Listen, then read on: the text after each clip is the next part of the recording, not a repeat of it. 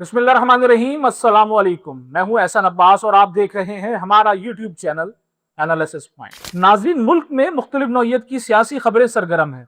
मैं ये नहीं कहता कि ये तमाम की तमाम खबरें बिल्कुल गलत हैं या बिल्कुल दुरुस्त, लेकिन हकीकत यह है कि हमारे मुल्क में खबर वही बनती है जो बनवाई जाए या जिसका माहौल बनाया जाना जरूरी हो। इन तेजी से फैलती खबरों में सर फहरिस्त नए सूबों का क़याम और मुल्क की मुआशी शहरक कराची को विफाक के कंट्रोल में दिए जाने की खबरें जबान ज़द-ए-आम। यही नहीं बल्कि दीगर सूबों की तरह सिंध की भी मुमकिन 3 हिस्सों में तकसीम का मामला भी ज़ेर गौर है और ये मंसूबा 28वीं आईनी तरमीम के जरिए पाया तकमील तक पहुंचाया जाए, जिस पर पीपल्स पार्टी और सदर आसिफ अली जरदारी की जानिब से मुमकिन मुखालफत भी अब हिमायत में तब्दील होती दिखाई दे रही है। दूसरी जानिब MQM लंदन की दोबारा बहाली और बानी MQM अल्ताफ हुसैन की रीलॉन्चिंग भी कहीं ना कहीं दिखाई दे रही है। आज की इस वीडियो में हम आपको इन मौज़ूआत पर लेटेस्ट डेवलपमेंट से आगाह करेंगे। वीडियो को आखिर तक जरूर देखें। नाज़रीन, सबसे अहम सवाल जो आवाम के जहनों में गर्दिश कर रहा है वो ये है कि क्या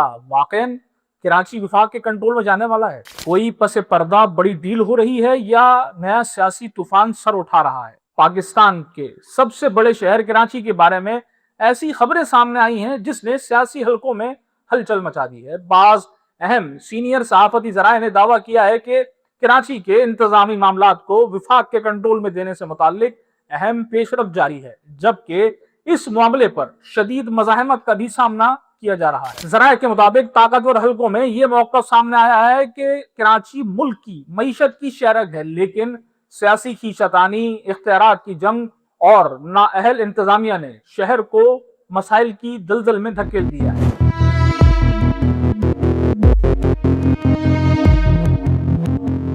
इसीलिए अब ऐसा नया फार्मूला ज़ेर गौर है जिसके तहत शहर के बड़े इंतजामी इख्तियारात बराह रास्त विफाक के मातहत लाए जा सकते हैं। खबर यह भी है कि अगर इस फैसले के खिलाफ सियासी मज़ाहमत बढ़ी तो एक दरमियानी हल निकालने की तैयारी भी मुकम्मल कर ली गई है, ताकि बज़ाहिर तमाम स्टेक होल्डर्स को साथ रखा जा सके, मगर कंट्रोल मरकजी सतह पर ही रहे। बाज़ सियासी मुबस्सरीन का कहना है कि अगर ऐसा हुआ तो ये सिर्फ कराची नहीं बल्कि पूरे सूबा सिंध की सियासत का नक्शा बदल सकता है। कुछ हल्के इसे शहर की बेहतरी करार दे रहे हैं, जबकि मुखालिफिन इसे सूबाई खुद मुख्तारी पर हमला करार दे रहे हैं। सोशल मीडिया पर भी अवाम दो हिस्सों में तकसीम दिखाई दे रही है।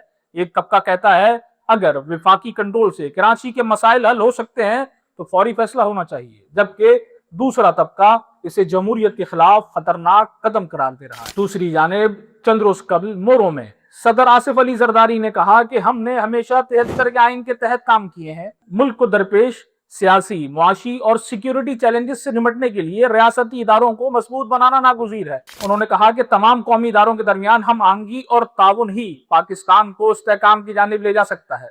हम सब मिलकर एस्टैब्लिशमेंट के हाथ मजबूत करेंगे। अब यहाँ सवाल ये पैदा होता है कि क्या जरदारी साहब कराची समेत सिंध की 3 हिस्सों में तकसीम के फार्मूले पर रजामंद हो गए हैं? उनका ये बयान कि हमने हमेशा 73 के आइन के तहत काम किया है, मतलब आइंदा भी 73 के आइन के तहत ही चलेंगे, और 73 के आइन में वाज़ेह तौर पर शायद आर्टिकल 39 में इंतजामी बुनियादों पर नए सूबों के काम की इजाजत दी गई। दूसरा बयान ये कि एस्टैब्लिशमेंट के हाथ मजबूत करेंगे, तो वाज़ेह है कि वो हाथ मुल्क में नए इंतजामी सूबों के क़याम के बाद मजीद मजबूत हो जाएंगे। इससे मुल्क तरक्की करेगा, वसाइल नीची की सतह तक पहुंचेंगे, पाकिस्तान का दिफा भी मजबूत होगा, मुल्क से लिसानियत और नफरतों का खात्मा भी मुमकिन। मारूफ सहाफी नजम सेठी साहब सदर जरदारी की हालिया पोजीशनिंग स्टेटमेंट पर कहते हैं कि सदर आसिफ अली जरदारी 28वीं आईनी तरमीम के जरिए NSC में तब्दीली के बदले अपने साहबजादे बिलावल भुट्टो को वजीर आजम बनाने की शर्त रखेंगे। अब आ जाते हैं कराची की खुद मुख्तारी और नए सूबों के कयाम पर मुत्तहदा कौमी मूवमेंट की पोजीशन का जायजा ले।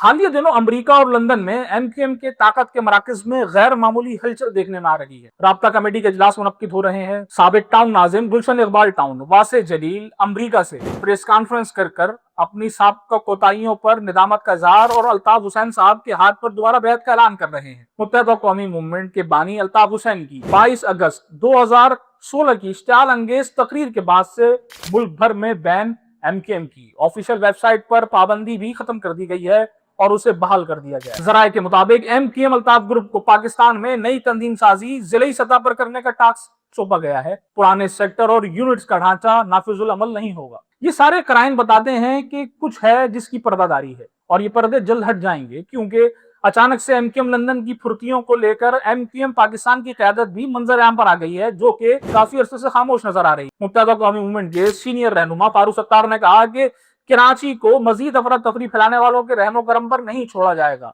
उन्होंने इल्जाम लगाया कि शहर को गुज़िश्ता 18 सालों से लैंड ग्रैबर्स के हवाले किया गया है।